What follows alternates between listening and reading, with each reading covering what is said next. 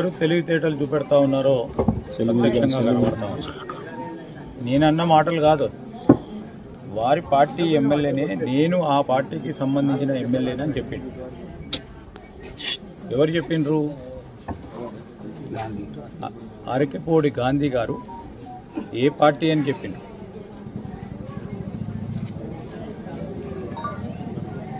ఈరోజు వారు మాటలు మీకు సంబంధించిన అంశాల విషయంలో మీరు తలదూర్చుతున్నట్టు మేము తలదూర్చాం.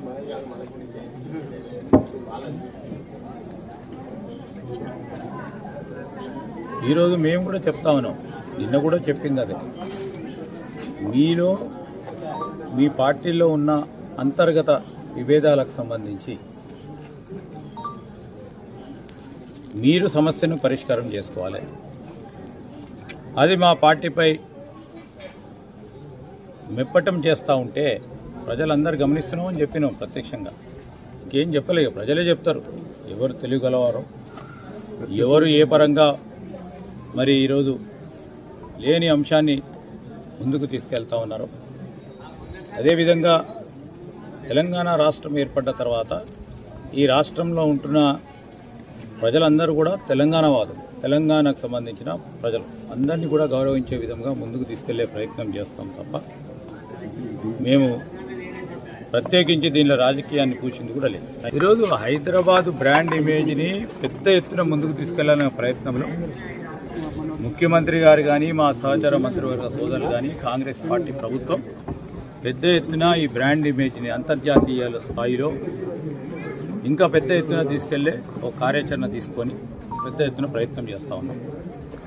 అయ్యో హైదరాబాద్కి వస్తూ ఉన్న మంచి పేరులో అయ్యో మా ప్రభుత్వం లేదు అని ఈర్ష్యాభావం ఎవరికైనా ఉంటే మేము చెప్పలేము. కానీ ఈరోజు మనం అందరం కలుసుకొని రాజకీయాలను పక్కన పెట్టాలి. హైదరాబాదు తెలంగాణ రాష్ట్రానికి సంబంధించిన ప్రజానికానికి సంబంధించిన సమస్యల పరిష్కారం, ఈ రాష్ట్రానికి ఉన్న బ్రాండ్ ఇమేజ్ అంతర్జాతీయ స్థాయిలో ఒక ప్రోగ్రెసివ్ స్టేట్గా, ఒక ఇండస్ట్రియల్ స్టేట్గా, ఇన్వెస్ట్మెంట్ ఫ్రెండ్లీ స్టేట్గా ముందుకు తీసుకెళ్ళాలని మా ప్రయత్నంలో అందరూ పాల్పంచుకుంటే మంచిగుంటుంది. కానీ ఈ బ్రాండ్ ఇమేజ్ను దెబ్బతీసే ప్రయత్నంకు కొన్ని ప్రతిపక్షాలు ప్రత్యేకంగా చేస్తూ ఉన్న సందర్భాలు కనబడతా ఉన్న తరుణంలో ఏదేమైనప్పటికీ హైదరాబాద్ బ్రాండ్ ఇమేజ్ని కాపాడతాం. తప్పకుండా దానికి ఉన్న బ్రాండ్ ఇమేజ్ని 10 ఇంతల పెంచే ప్రయత్నం చేస్తాం. మరి బ్రాహ్మణోత్తములు ఈరోజు గణపతి యాగం చేయటం జరిగింది. దాంట్లో మేము మా మిత్రులము అందరం కూడా కలుసుకొని